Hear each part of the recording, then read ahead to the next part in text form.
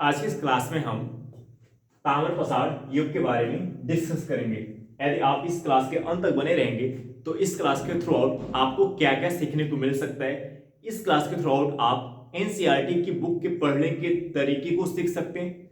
साथ ही साथ एनसीईआरटी की बुक के भीतर जो चैप्टर्स हैं, जो टॉपिक्स हैं, किस चैप्टर्स पे, किस टॉपिक्स पे आपको ज्यादा फोकस करना है, किस पे कम फोकस करना है, यानी कहां आपको ज्यादा समय देने की जरूरत है, कहां पे आपको कम समय देने की जरूरत है, ये अप्रोच, ये एंगल भी आपको सीखने को मिलेगा।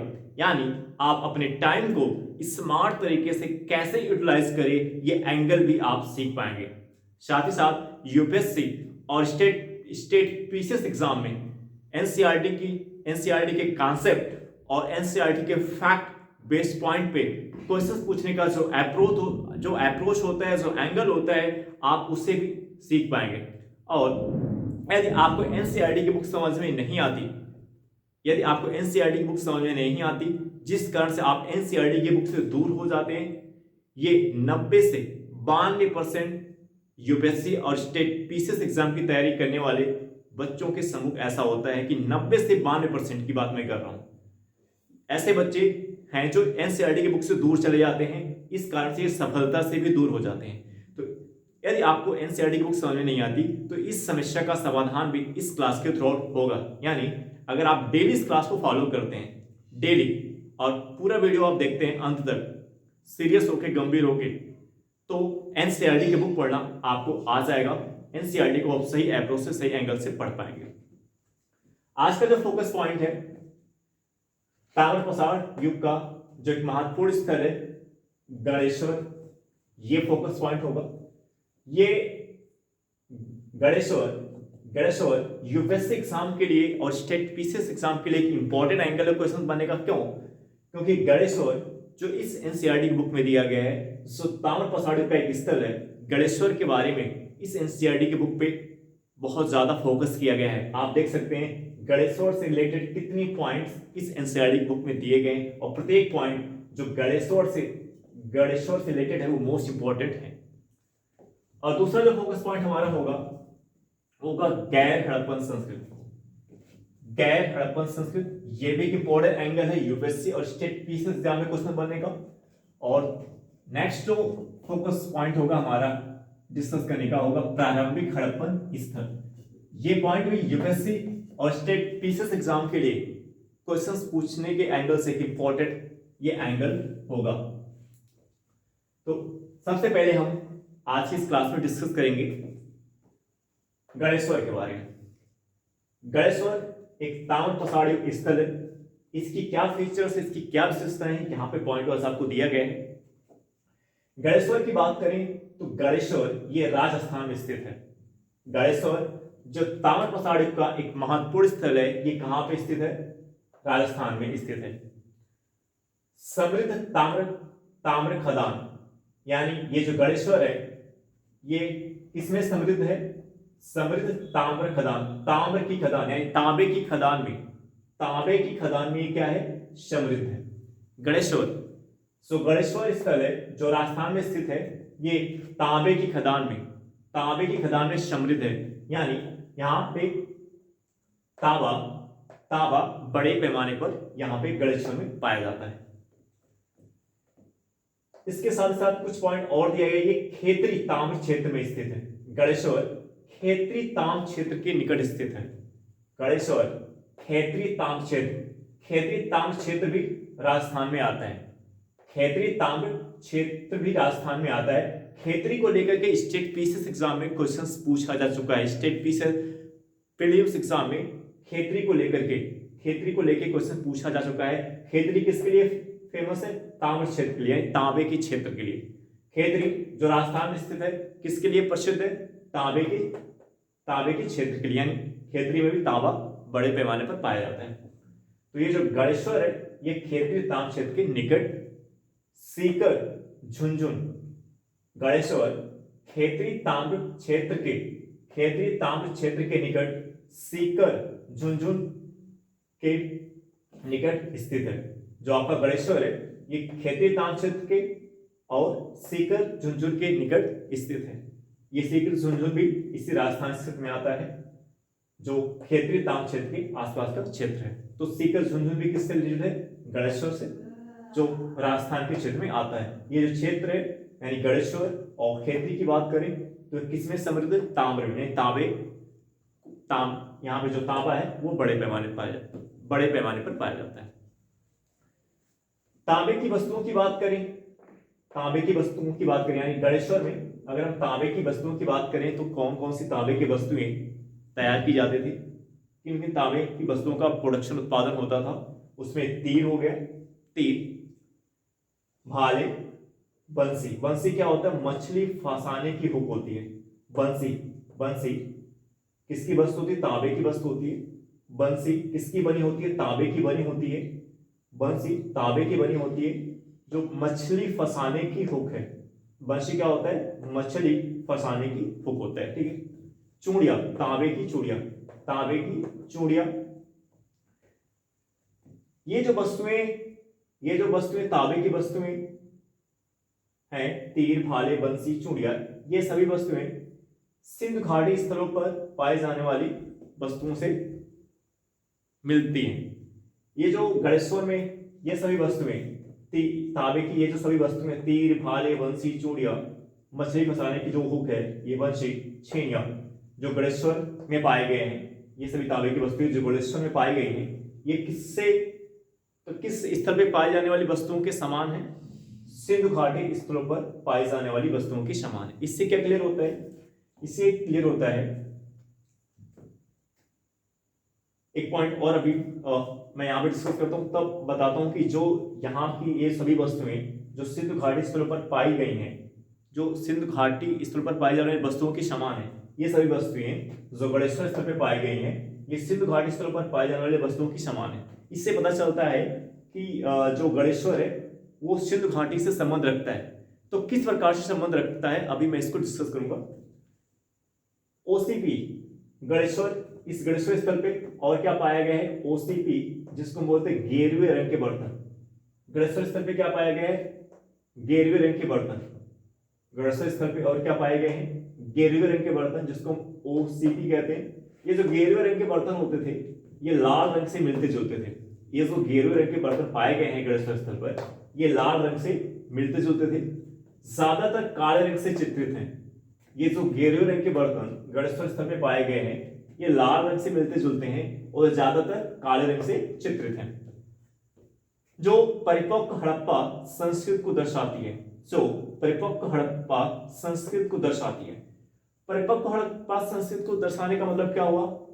मतलब ये जो गणेश्वर स्थल है, ये हड़प्पा जो चैप्टर है, हड़प्पा चैप्टर, ये ताम्र प्रसारित के चैप्टर के बाद में डिस्कस करूंगा। हड़प्पा सभ्यता के बारे में, सिंधु घाटी सभ्यता के बारे में। हड़प्पा सभ्यता को सिंधु घाटी सभ्यता के नाम से भी जाना जाता है। इस चैप्टर को मैं ताम्र प्रसारित के बाद, जब इस चैप्टर ताम्र प्रसारित खत्म हो जाएगा उसके बाद में डिस्कस करूंगा। तो ये आपका जो गणेश्वर है, ये परिपक्व हड़प्पा संस्कृति को दर्शाता है। कैसे?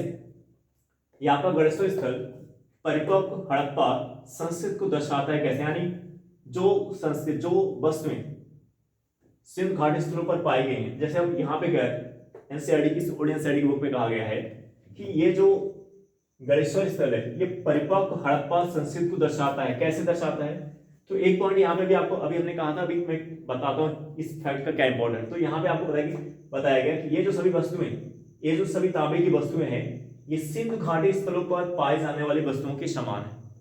ये जो तांबे की वस्तुएं हैं, ये सभी तांबे की जो वस्तुएं हैं, ये सिंधु घाटी स्थलों पर पाए जाने वाली वस्तुओं के समान है। दूसरा, ये जो गणेश्वर है क्योंकि तांबे में समृद्ध था, ये जो गणेश्वर है तांबे में समृद्ध था, ये हड़प्पा को तांबे की वस्तुएं सप्लाई करता था। ये जो आपका गणेश्वर स्थल है, ये जो आपका गणेश्वर स्थल है, ये हड़प्पा को तांबे की वस्तुएं सप्लाई करता था। ये जो आपका गणेश्वर है, ये हड़प्पा को तांबे की वस्तुएं सप्लाई करता था। यानी अब आप इस दो फैक्ट से ये क्लियर हो जा रहा है कि गणेश्वर का हड़प्पा से संबंध है। तो ये जो गणेश्वर है, ये परिपक्व हड़प्पा संस्कृति को दर्शाता है। क्योंकि गणेश्वर हड़प्पा को तांबे की वस्तुएं सप्लाई करता है, क्योंकि हड़प्पा किस खदान में सम्मिलित है, तांबे की खदान में सम्मिलित है। दूसरा, गणेश्वर में जो तांबे की वस्तुएं पाई गई हैं जैसे तीर, भाले, बंसी, चूड़ियां, ये सिंधु घाटी स्थलों पर पाई जाने वाली वस्तुओं के समान है। तो अब यूपीएससी एग्जाम में कैसे क्वेश्चन पूछ सकता है कि निम्नलिखित ताम्र प्रसार युग के स्थलों में से कौन सा स्थल परिपक्व हड़प्पा संस्कृति को दर्शाता है? वो कौन सा स्थल पर? गणेश्वर। परिपक्व हड़प्पा संस्कृति का मतलब इस गणेश्वर स्थल पे जो वस्तुएं तांबे की पाई गई हैं, वो उस तांबे की वस्तुएं जो पाई गई हैं वो सिंधु घाटी स्थल पर पाई जाने वाली वस्तुओं के समान है। यानी जो प्रसार के जो लक्षण है, जो हड़प्पा संस्कृति के लक्षण है, वो किस स्थल पे देखने को मिलते हैं? गणेश्वर स्थल पर। इस गणेश्वर स्थल को हड़प्पा पूर्व ताम्र प्रसार संस्कृति भी कहा जाता है। इस गणेश्वर स्थल को हड़प्पा पूर्व ताम्र प्रसार संस्कृति के नाम से भी जाना जाता है। इस गणेश्वर स्थल को हड़प्पा पूर्व ताम्र प्रसार संस्कृति के नाम से जाना जाता है। हड़प्पा पूर्व का मतलब हड़प्पा से पहले, हड़प्पा पूर्व का मतलब हड़प्पा से पहले की संस्कृति। गणेश्वर स्थल जो है यह हड़प्पा से पूर्व की में आता है। क्यों? क्योंकि जो गणेश्वर का टाइम लाइन है वो 2800 ईसा पूर्व से 2200 ईसा पूर्व है। गणेश्वर की जो टाइम लाइन है वो 2800 ईसा पूर्व से 2200 ईसा पूर्व है। जबकि हड़प्पा की बात करें, यदि मैं हड़प्पा की बात करूं तो हड़प्पा की टाइम लाइन जो एनसीईआरटी की बुक में है वो 1900 ईसा पूर्व से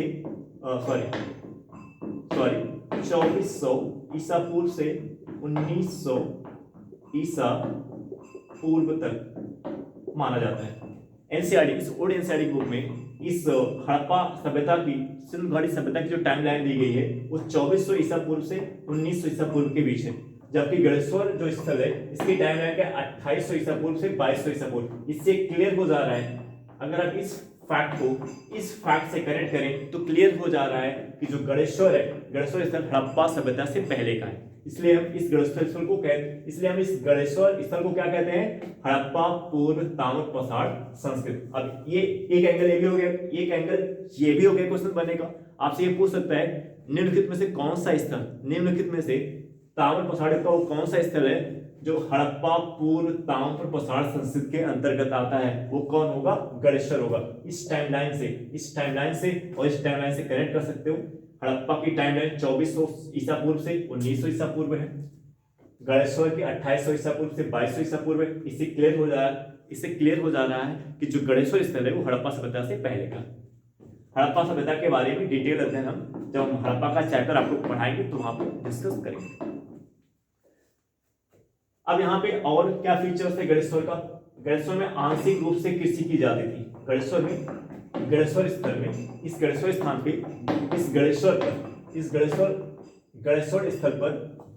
के स्थान पर आंशिक रूप से कृषि की जाती थी, यानी बहुत ही कम पैमाने पर। आंशिक रूप से मतलब बहुत ही कम पैमाने पर इस गणेश्वर में कृषि की जाती थी। तो ये लोग किसके ऊपर डिपेंड थे? मुख्य रूप से शिकार के ऊपर। गणेश्वर के लोग मुख्य रूप से किसके ऊपर निर्भर थे? शिकार के ऊपर निर्भर थे। गणेश्वर के लोग मुख्य रूप से शिकार के ऊपर निर्भर थे। यहाँ पे आंशिक रूप से कृषि की जाती थी। एक क्लियर क्या कह रहा है? इसे क्लियर हो रहा है कि गणेश्वर स्थल पर जो कृषि थी वो आंशिक रूप से थी, यानी बड़े पैमाने पर नहीं हो रही थी। ठीक है। प्रमुख शिल्प यहाँ पे देखें तो प्रमुख शिल्प में यहाँ पे तांबे की वस्तुओं का निर्माण। तो प्रमुख शिल्प में क्या है? तांबे की वस्तुओं का निर्माण।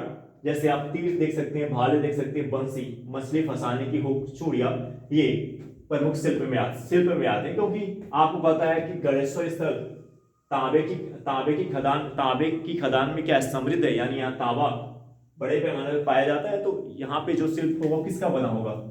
जो प्रमुख शिल्प होगा किसका होगा? तांबे की वस्तुओं का निर्माण होगा।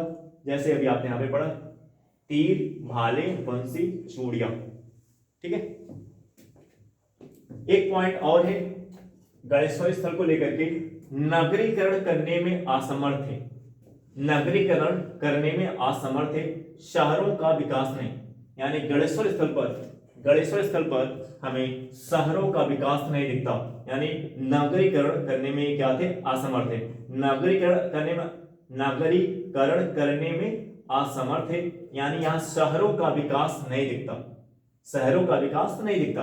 तो आप देख रहे हैं कि शहरों का विकास यानी गणेश्वर स्थल जो हड़प्पा सभ्यता से पहले का है, यहां पे शहरों का विकास यानी नगरीकरण का विकास नहीं दिखता। क्यों? इसके पीछे कारण है क्योंकि ये गणेश्वर के लोग आंशिक रूप से कृषि कर रहे हैं, आंशिक रूप से कृषि कर रहे हैं यानी बहुत ही कम पैमाने पर, यानी गणेश्वर के लोग बड़े पैमाने पर कृषि नहीं कर रहे हैं। और कोई भी सोसाइटी, कोई भी स्थान वो तब तक नगरीकरण यानी वहां पे शहरों का विकास तब तक नहीं हो सकता जब तक वहां पे एग्रीकल्चर, कृषि बड़े पैमाने पर नहीं हो रहा है, यानी सरप्लस एग्रीकल्चर नहीं हो रहा है। कोई भी सोसाइटी किसी भी सोसाइटी में शहरों का विकास, नगरों का विकास तब तक नहीं हो सकता जब तक उस सोसाइटी में कृषि बड़े पैमाने पर ना हो रही हो। जब कृषि बड़े पैमाने पर होती है, बड़े पैमाने पर मतलब सरप्लस एग्रीकल्चर। सरप्लस एग्रीकल्चर क्या होता है कि मतलब इतना प्रोडक्शन हो रहा है कि आप अपनी जरूरत पूरा कर पा रहे हो, साथ ही साथ सोसाइटी में उन लोगों की भी जरूरत आप पूरा कर रहे हो जो कृषि नहीं कर रहे हैं, और दूसरे कामों में लगे हुए हैं, जैसे मिट्टी के बर्तन बनाने में, शिल्प बनाने में, इस प्रकार की तांबे की वस्तुएं बनाने में, तीर, भाले, बंसी, चूड़ियां बनाने में, छेनियां बनाने में, इन सब कामों में लगे हुए हैं जो कृषि नहीं कर रहे हैं। आप इनकी भी जरूरत कर रहे हो, आप इतना एग्रीकल्चर का प्रोडक्शन आप करने लगे हैं कि आप इनकी भी जरूरत पूरा कर रहे हैं। तो अब जब आप इनकी जरूरत पूरा करो तो इनको एग्रीकल्चर करने की जरूरत नहीं है, तो ये अपने कामों पर और फोकस करेंगे। तो जब ये अपने कामों पर और फोकस करेंगे तो इसमें और तेजी आएगी। तो इससे ट्रेड, व्यापारिक जो मूवमेंट होता है वो क्या होता है, इंक्रीज करता है। जब एग्रीकल्चर सरप्लस होता है तो उस प्रोडक्शन, जो सरप्लस प्रोडक्शन है, जो आपके उपयोग करने के बाद जो प्रोडक्शन बच जा रहा है, अब आप उस प्रोडक्शन को वहां तक पहुंचाओगे जहां पे इसकी जरूरत है। तो वहां तक पहुंचाने के लिए आपको ट्रांसपोर्ट चाहिए और व्यक्ति चाहिए, जहां पे जरूरत है वहां पहुंचाना, जहां पे डिमांड है एग्रीकल्चर की प्रोडक्शन की, जहां पे डिमांड है वहां पहुंचाना है, और एक पॉइंट ऐसा जहां पे प्रोडक्शन हो रहा है, तो वहां तक पहुंचाने के लिए कुछ व्यक्तियों की जरूरत होगी जो बिचौलिए का काम करेंगे, जो मध्यस्थ का काम करेंगे दो लोगों के बीच में। अब यहीं से एक जगह से आपने प्रोडक्शन को लिया जहां पे प्रोडक्शन हो रहा है, अब आप दूसरे स्थान पे पहुंचा रहे हैं, तो यहां से क्या स्टार्ट होता है, व्यापारिक मूवमेंट, आर्थिक गतिविधि, व्यापारिक मूवमेंट, ट्रेड, व्यापार शुरू होता है। और जब किसी सोसाइटी में, किसी लोकेशन पे ट्रेड, व्यापार शुरू होता है, तो धीरे धीरे वो जो पॉइंट होता है, वो जो लोकेशन होता है, वो किसका रूप लेने लगता है, शहर का रूप लेने लगता है। शहर का मतलब वहां पे वो एक ऐसा पॉइंट बन जाता है जहां पे वहां पे सभी की जरूरत क्या होती है, पूरी हो रही है। अब एक ऐसा कॉमन पॉइंट हो गया कि वहां पे जो किसान है, उस पॉइंट पर किसान अपने एग्रीकल्चर के प्रोडक्शन को ला करके बेच रहा है, और भी लोग वहां से आके उस प्रोडक्शन को ले रहे हैं और उससे कुछ और प्रोडक्शन कर रहे हैं या कहीं और ले जाके बेच रहे हैं, तो एक कॉमन पॉइंट बन जाता है। तो शहर का विकास होने के लिए एग्रीकल्चर का सरप्लस होना चाहिए, बड़े पैमाने पर एग्रीकल्चर होना चाहिए, जैसा कि हड़प्पा सभ्यता में हुआ। इंडिया की बात करें, प्राचीन भारत का पहला शहर कौन था जहां पे शहरों का विकास हो, हड़प्पा, क्योंकि हड़प्पा क्षेत्र में कृषि बड़े पैमाने पर हो रही थी, सरप्लस, अधिशेष एग्रीकल्चर हो रहा था, और इस सरप्लस एग्रीकल्चर ने ट्रेड के, व्यापार को बल प्रदान किया। और जब ट्रेड शुरू होगा, किसी भी सोसाइटी में जब ट्रेड व्यापारिक गतिविधि धीरे धीरे बढ़ने लगेगी, तो वो जो लोकेशन होगा, वो जो स्थान होगा, वो धीरे धीरे किसका रूप लेने लगेगा, शहर का रूप लेने लगेगा। तो यहाँ पे कृषि आंशिक रूप से हो रही, तो जब ऐसा स्थल जहां पे कृषि आंशिक रूप से हो रही, तो वो कैसे शहर के रूप में उभर सकता है, कैसे वहां पे नगरों का विकास हो सकता है। ठीक है, अब हम बात करेंगे प्रारंभिक हड़प्पन स्थल, जिसको हड़प्पा पूर्व ताम्रप्रसार संस्कृति कहते हैं।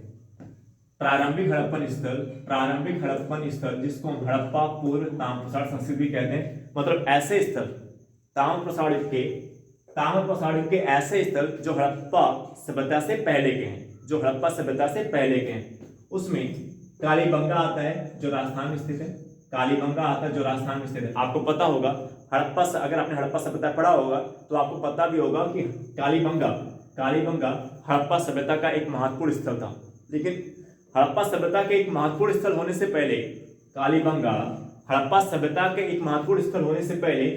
ये हड़प्पा पूर्व ताम्रप्रसार संस्कृति के अंदर आता है। यानी हड़प्पा सभ्यता का एक महत्वपूर्ण स्थल होने से पहले कालीबंगा किसका स्थल था, ताम्रप्रसार युग का स्थल था।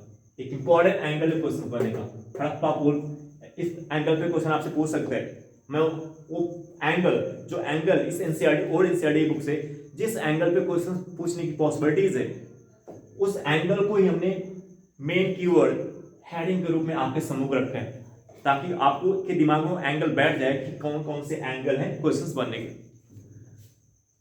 प्रारंभिक हड़प्पन स्थल को हम हड़प्पा पूर्व ताम्रप्रसार संस्कृति के नाम से भी जानते हैं, यानी ऐसे स्थल जो हड़प्पा सभ्यता से पहले के हैं। तो उसमें कालीबंगा जो राजस्थान में स्थित है, बनावली जो हरियाणा में स्थित है। ये बनावली और कालीबंगा ये दोनों ऐसे स्थल है जो हड़प्पा सभ्यता के एक महत्वपूर्ण स्थल थे, लेकिन उस हड़प्पा सभ्यता के एक महत्वपूर्ण स्थल होने से पहले वो ताम्रप्रसार युग में भी एक महत्वपूर्ण स्थल थे। ठीक है। कोटदीजी जो पाकिस्तान के सिंध में स्थित है, कोटदीजी जो पाकिस्तान के सिंध में स्थित है, ये भी एक हड़प्पा सभ्यता से पहले का महत्वपूर्ण स्थल है। तो ये 3 स्थल आपको जो दिख रहे हैं हड़प्पा सभ्यता से पहले के। साथ ही साथ अभी आपने गणेश्वर के बारे में पढ़ा, गणेश्वर भी हड़प्पा सभ्यता से पहले का स्थल आता है। हड़प्पा सभ्यता से पहले का स्थल है गणेश्वर। अब नेक्स्ट पॉइंट है यहाँ पे गैर हड़प्पन संस्कृति। एक पॉइंट और, कैयत जो मध्य प्रदेश में स्थित है, कैयत जो ताम्रप्रसार युग का एक महत्वपूर्ण स्थल है, कैयत जो ताम्रप्रसार युग का एक महत्वपूर्ण स्थल है और ये मध्य प्रदेश राज्य में स्थित है।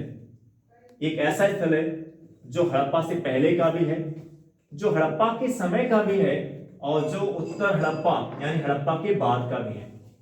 मोस्ट इंपोर्टेंट एंगल है क्वेश्चन बनेगा यूपीएससी और स्टेट पीसीएस एग्जाम दोनों के लिए, क्योंकि दैट ये पॉइंट ओल्ड एनसीईआरटी का है, ओल्ड एनसीईआरटी का कांसेप्ट है, ओल्ड एनसीईआरटी का फैक्ट है।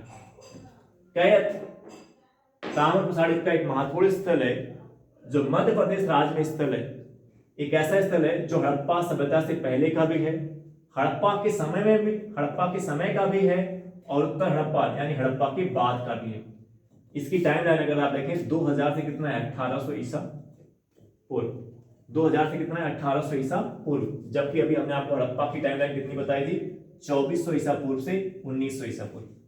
हड़प्पा की टाइमलाइन, हड़प्पा सभ्यता की टाइमलाइन कितनी हमने आपको बताई, हड़प्पा की टाइमलाइन कितनी है, 2400 ईसा पूर्व से 1900 ईसा पूर्व। हड़प्पा की टाइमलाइन 2400 ईसा पूर्व से 1900 ईसा पूर्व है। तो आप देख सकते हैं इस प्रकार ये आपका जो कैयत संस्कृत है इसकी टाइमलाइन 2000 से 1800, यानी ये हड़प्पा से पहले का भी है, हड़प्पा के समय का भी है, और हड़प्पा के बाद का भी स्थल है। लेकिन बोर्ड एंगल क्वेश्चन बनने का वो कौन सा ताम्रप्रसार, वो कौन सा स्थल जो ताम्रप्रसार युग का है, जहां जो हड़प्पा से पहले का भी है, हड़प्पा के समय का भी है, और हड़प्पा के बाद का भी है। ठीक है ना, यानी जो हड़प्पा से पहले भी था और हड़प्पा के समय में भी था और हड़प्पा के बाद भी था, वो हड़प्पा से तीनों प्रकार से संबंध रखता है। वो कौन सा है, कैयत है। अब बात करेंगे गैर हड़प्पन संस्कृत। ये मोस्ट इंपोर्टेंट कीवर्ड है यूपीएससी एंगल, ये मोस्ट इंपोर्टेंट एंगल क्वेश्चन बनेगा। क्या आपसे क्वेश्चन पूछेगा कि निम्नलिखित स्थलों में से कौन से स्थल गैर हड़प्पन संस्कृति में आते हैं। निम्नलिखित ताम्रप्रसार युग के स्थलों में से वो कौन से स्थल हैं जो गैर हड़प्पन संस्कृति में आते हैं। गैर हड़प्पन संस्कृति का मतलब क्या होता है, गैर हड़प्पन संस्कृति का मतलब क्या होता है, जो हड़प्पा सभ्यता से जुड़ी हुई नहीं है। गैर हड़प्पन संस्कृति का मतलब जो हड़प्पा सभ्यता से जुड़ी हुई नहीं है, यानी जो हड़प्पा के समय की नहीं है। गैर हड़प्पन संस्कृति का मतलब जो हड़प्पा सभ्यता से जुड़ी हुई नहीं है, यानी किसी प्रकार से वो हड़प्पा सभ्यता से कनेक्टेड नहीं है। जैसे अभी आपने कहा कि यहाँ पे गणेश्वर का संबंध हड़प्पा सभ्यता से है। क्यों? क्योंकि गणेश्वर हड़प्पा को तांबे की वस्तुएं सप्लाई कर रहा है। गणेश्वर स्थल हड़प्पा को तांबे की वस्तुएं सप्लाई कर रहा है। साथ ही साथ सिंध घाटी स्थलों पर पाए जाने वाले, साथ ही साथ ये जो तांबे की वस्तुएं गणेश्वर में पाई गई हैं, ये जो तांबे की वस्तुएं तीर भाले बंसी जुड़े गणेश्वर स्थल में पाई गई हैं, ये सिंध घाटी स्थलों पर पाई जाने वाली वस्तुओं के समान है। तो यहाँ पे आप गणेश्वर का संबंध आप हड़प्पा से देख रहे हैं। लेकिन ये जो यहाँ पे जो गैर हड़प्पन संस्कृति का मतलब जो हड़प्पा सभ्यता से जुड़ी हुई नहीं है, किसी प्रकार से कनेक्टेड उससे नहीं। तो इसमें आता मालवा जो मध्य प्रदेश राज्य में स्थित है, जोरवे जो महाराष्ट्र, मालवा जो मध्य प्रदेश राज्य में स्थित है, जोरवे जो महाराष्ट्र, मालवा जो मध्य प्रदेश राज्य के अंतर्गत आता है, जोरवे जो महाराष्ट्र राज्य में स्थित है। ये दोनों गैर हड़प्पन संस्कृति के भाग है। इस मालवा में